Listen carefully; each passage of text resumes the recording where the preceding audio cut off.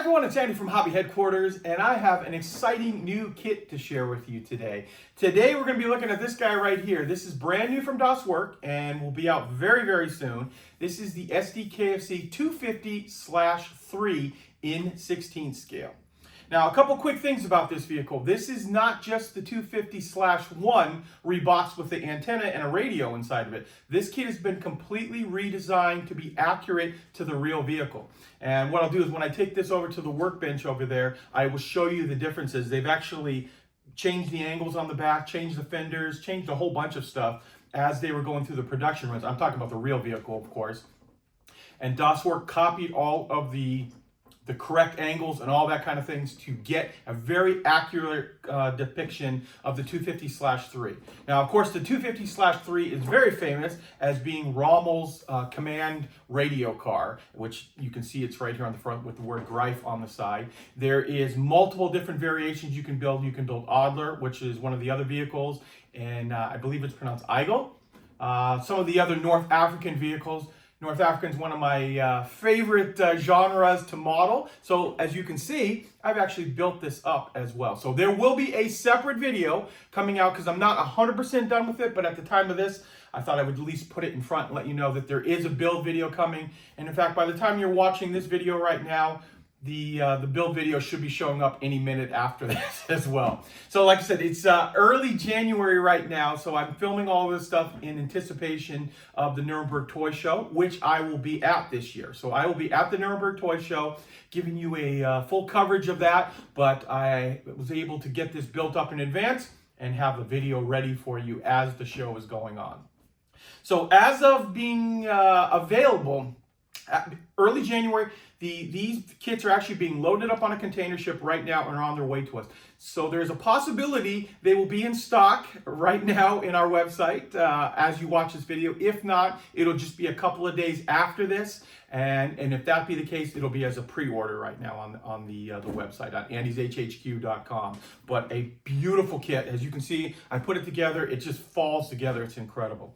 So like I said, today we're going to go take it over to the workbench over there and show you all of the parts. And I'll give you a little breakdown of how it varies between this and the original kit that came out. Also, too, I should point out, too, there are two figures inside here, Rommel and the driver figure. The driver figure is the same one from the original kit, but you do get a bonus Rommel inside there.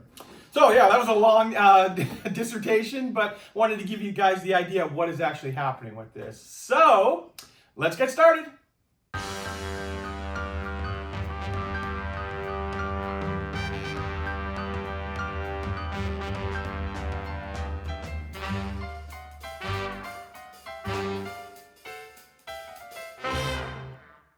Okay, here we go, guys. Here it is. This is the brand new WERK 1/16 scale Sd.Kfz 250/3. And the vehicle you're looking at right here is quite a famous World War II vehicle. This is Rommel's personal half-track, his command vehicle. This is Greif, as you can see it written on the side right over in here. And what it is a 250 modified with the radios, which is this big antenna aerial up on top here, and lots of radios inside. And this vehicle actually has a very special place in my heart. And that is because when I was about 8 or 9 years old, this right here is the very first armor piece I ever built. This is Tamiya's 250/3. Same thing, it's got Rommel inside and all the figures, and it was a North African vehicle. And this is what started me on the road into armor, is this kit right here. After I built this kit up, I don't recall building many airplanes or ships or anything else for that matter after that. It was pretty much all armor for quite a while, primarily on it there. So like I said, that's got a very special place in my heart. This is actually an old kit that I got in a collection many years back, and it's complete inside with all the catalogs and everything from that time period. So I keep this in my museum up front, just as a reminder of that great kit building back in the late 70s, early 80s there. So back to this guy right here. So what I want to tell you is before we start looking at the parts is the 250/3 is a different vehicle than the 250/1. They look very similar, but Das Werk had to have all of this upper part of the hull here completely retooled because in World War II, the Germans had done it. They had reshaped this back end right here, and it's very subtle. And in 35th scale, you probably wouldn't notice it much, but it is definitely a difference. And in 16 scale, you would definitely see. Now, what I'm going to do is I have obviously the Das Werk's 250/1, and I'm going to open up one of the other kits I have, and I'm going to compare some of the parts for you so you can see alongside that they took the extra time to get this kit right and accurate. And that little bit of change, that's what kind of, this should have been out a little while ago, but they wanted to completely redo the tooling on it from the 250/1 and make it as accurate as possible on it there. So what we're going to do now is quickly just look at the box here.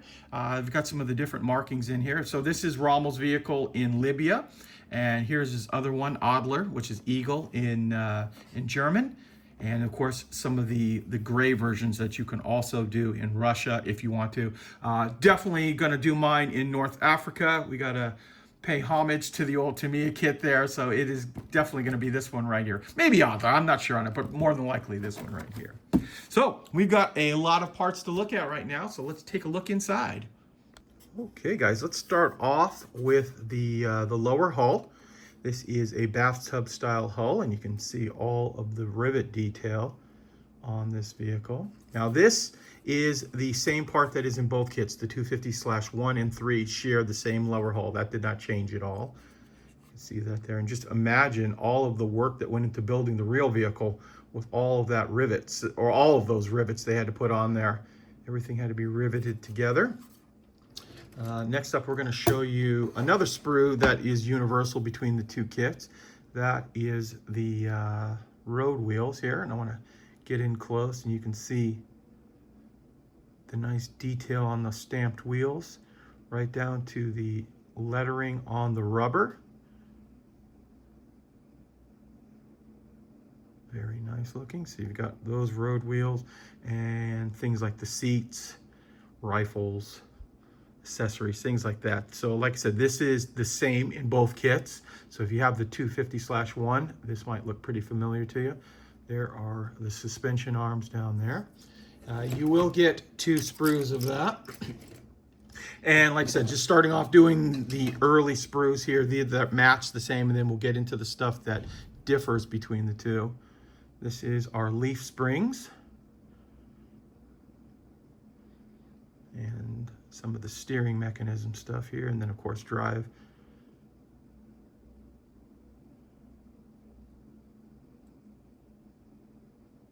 There we go. And then there's drive sprocket, tow hooks,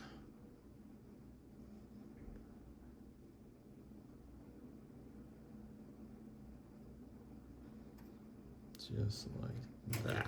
There we go. Okay, next up we have our track sprue. And actually you're going to get 3 of these sprues inside the kit here. And they are individual and completely workable. If you guys may know, I built the 250/1 and did a video on that on the build. And the tracks are actually fairly easy to put together. Just cut them all off. You stack them, these little pins right here, go inside that little slot. You glue the pad on top there that locks the 2 pieces together, and then this is part you glue onto the bottom. So it's very simple to put together. It does take a little bit of time, but they are very nice when they're done and are, like I said, completely workable. Just like that. So there you go. There you see that piece.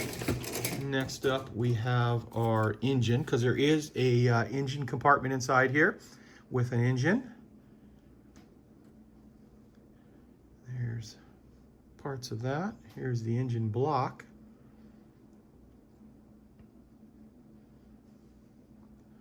Parts of the transmission, radiator.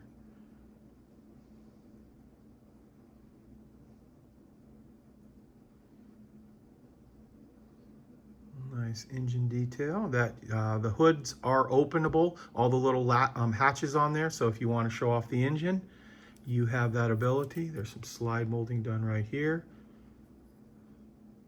Just like that. And let's take a look at this part now. This, let's see, is also from the original kit. So this is your frontal armor. These are your hatches on the engine compartment.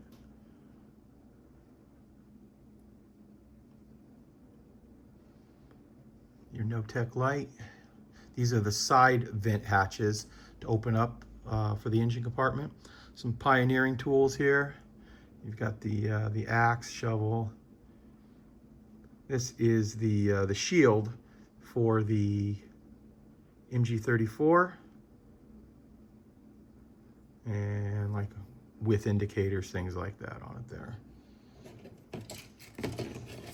Okay, next up we have this sprue here. This is also from the original kit. So here we have the firewall, the instrument panel. One of the radios from the original kit, I don't know if this one actually is used inside of that because you have so many radios in the back, but possibly. And some extra armament like the MG34. You got your MP40 right there, which is a very nice molded piece. And a bunch of other little accessories. The floor, but I believe there's actually a new floor that you're going to use too. So you're going to have some extra parts when you put this together. Now we're going to take a look at this sprue here. This should be all new. You have all your jerry cans, and you can see they give you quite a few of them because there is a big rack on the back of the vehicle that they would put gas and water on. So you have this sprue here. That's a nice addition. And some other accessories here. This is also all new tooling. I'm not quite sure what all of these pieces are, but looks like new width indicators and new attachment points. And I guess these would be the attachment points for the aerial. Just like that. Now, from now on, I'm just going to be grabbing random parts out of here. This is the driver figure, which the driver figure, as you can see here, is, like I said earlier, is the same as the original kit, but nice that they give you the driver figure as well as Rommel. Okay, now we are looking at the side fenders, and this is completely newly tooled as well. It's nice that they did all of this as one big piece too. I know it was a lot easier putting this onto the side on the 250 and 16 scale. See right there. So those are brand new fenders. And the reason you could tell all this too is you just have to look at the part, and if it has the 16019 stamped into it, you'll know that it is a new part. Next up we have, here's that new floorboard I was telling you about. You see all the little latches for opening it up. This big guy right here is your aerial for up above. There is new seat cushions with buttons on it now. Looks like they're going to give you some new opening hatches for the top. Looks like a stowage bin, more stowage bins, and new lights for the front. New pioneering tools. These look like some of the other aerials, so you got some other big giant antennas if you want to put on that way. And more tools. So there is another brand new sprue. Pull this one out of the way, and we'll come up to this guy. So this is all brand new, of course, too. This is your radio sprue. And like I said, you're going to get a big assortment of radios for the back, or pieces for the radios. This is all slide molded right here.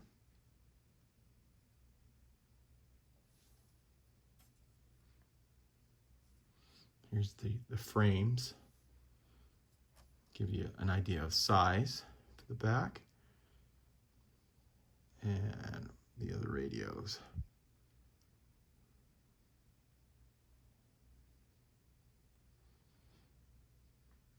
And as we come down here, you can see this stuff is slide molded here.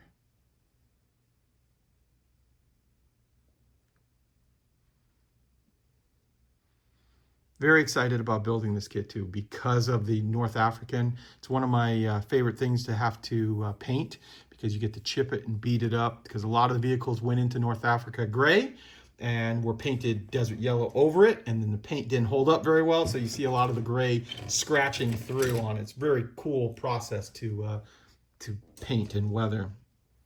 Here is another sprue that is all, actually, I apologize. This is actually one of the original sprues. This is just some of the accessory pieces, some of the transmission pieces, and some of the brackets for the floor of the 250. So you've got your steering wheel, things like that, stuff that didn't change in between the two vehicles.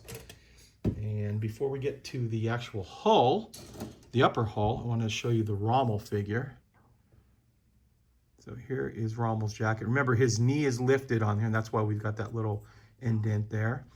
So Jason is the one who designed this figure. Beautifully done. There's Rommel's face. There's his hat, separated hand, and the binoculars there are all slide molded. Get the detail as well as his parts of his shoes. There we go. Leg sprues, and finally to the soles of his shoes. Right? Actually boots on this case, not shoes, boots. And even his torso has been slide molded to get the epaulets there all nicely done. So there is the Rommel figure that is also included inside this kit. And they are going to give you, before we show you the hull, the last other parts here are the tires. So there are 2 sets of front tires inside here with different patterns. So this is more of a more aggressive pattern on here. And then you get this pattern in there as well. This is actually a little bit chunkier all the way around too.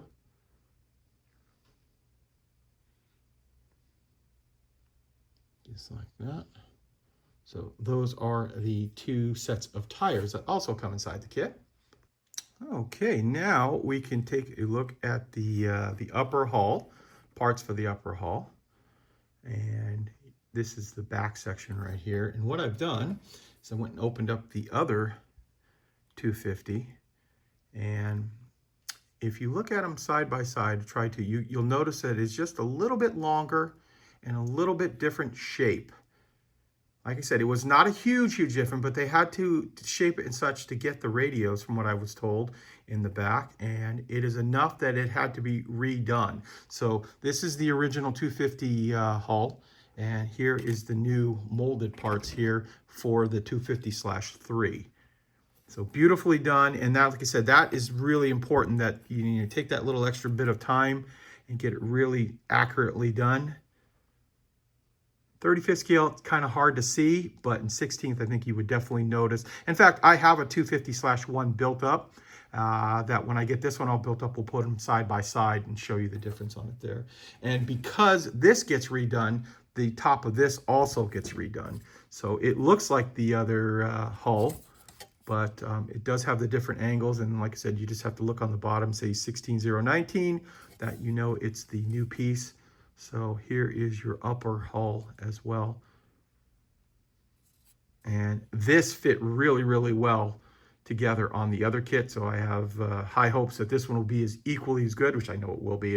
They only just changed the back angle a little bit, but fit together very well. Because sometimes when there's that many angles, you get kind of nervous about it, but it went together very, very well. Very happy with that.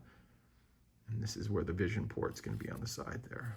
So there you go. There is a look at all of the main parts. And now I can show you the decals, photo etch, and all the other parts. Okay, now let's look at the accessory pack that comes inside here. Start off with, we've got our decal sheet. And you can see we've got Greif in white and in red, Adler in red, and one other set of markings in there. Army license plates, German national insignia. And then you've got the little dials and stuff for the radios all mapped out there. First aid kit, rear license plates, symbols, more radios. So a pretty large sheet of decals is included inside this. Then we have here, we've got our photo etch fret,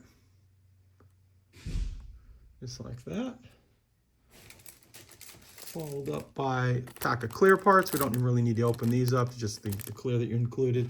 And finally, the tow cable that comes inside, all copper, and it is bendable and stays in the position you want it to once it's bent.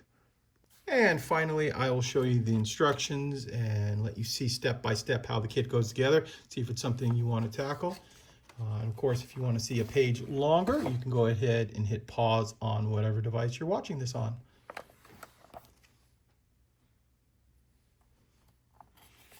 And then of course, at the very end, we'll take a look at the color callouts.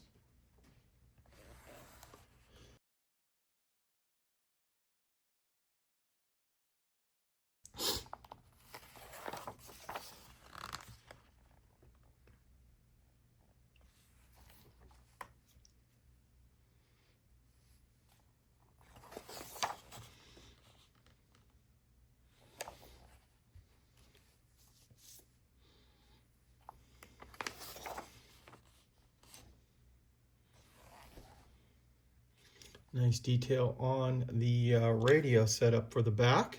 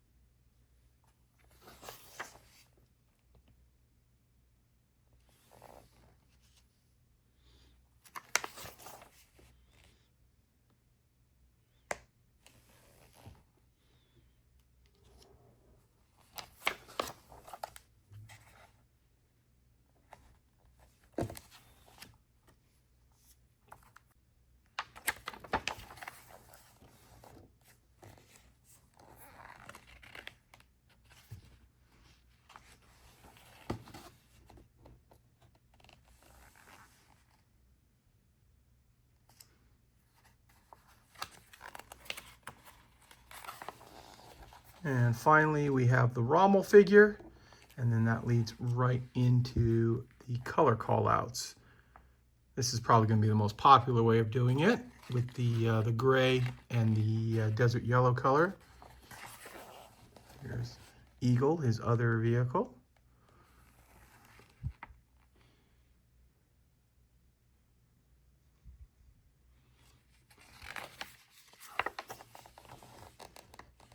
And then the two gray Russia Summer of '42 vehicles. This one with some like mud smears all over it to break up the gray silhouette. And there you go. There's a look at the instructions for the Sd.Kfz 250/3 from WERK. Well, there you go, guys. There is a look at this really cool kit, and having actually built it already now, I can say it is a wonderful kit to put together. So keep in mind, the build video will be out very, very soon.